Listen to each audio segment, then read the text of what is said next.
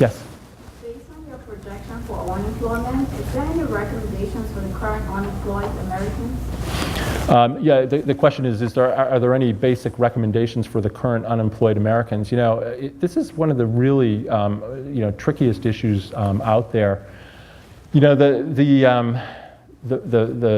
first recommendation would be, and this is probably not doable by a lot of people, but anybody who's unemployed who has the ability to spend a little extra time in school and advance their knowledge, I would say do it. And as I've been on a lot of college campuses, a lot of kids have asked me, I've got a chance to go get my master's degree. I'm not seeing a lot on the employment front. What should I do? I say, go get the master's degree if you can afford it. And not everybody can afford to do that, but if you can, it's a great thing to do. Again, it's just the more knowledge and the broader you are, I think the better your chances in the long run of finding fulfilling, meaningful work. The second thing that has to happen is. And again, this is not easy. You got to be willing to. You got to probably be willing to move and take chances. And it's hard. People don't want to leave their current nest. I've got a son.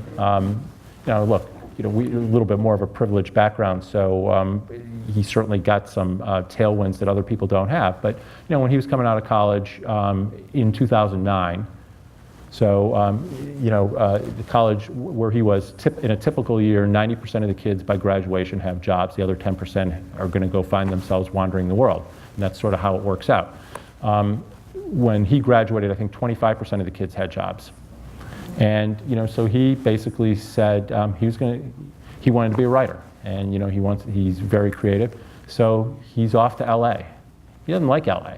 He'd rather be here. I'm going to get a call from him every Sunday afternoon to find out what did I see in the Eagles game, because it's not televised out there. But he took the flyer because he saved up a little bit of money. He's living hand to mouth out there, but he felt like, and it was interesting. He started out not necessarily going to do that. He was going to take the safe route, and so he was interviewing with a lot of companies and so forth. And then when the crisis hit and nobody was hiring, I think it actually freed him to say, I'm going to go do what my real passion is, and so he did it.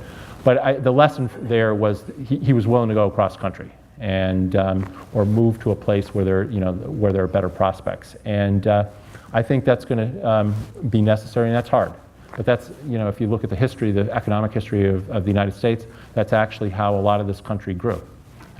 People didn't like the circumstances they were in a particular area, so they went somewhere else and started up fresh, and that worked. There seems to be a little more reluctance on that right now than we've seen in history. So those would be the two big things, I think.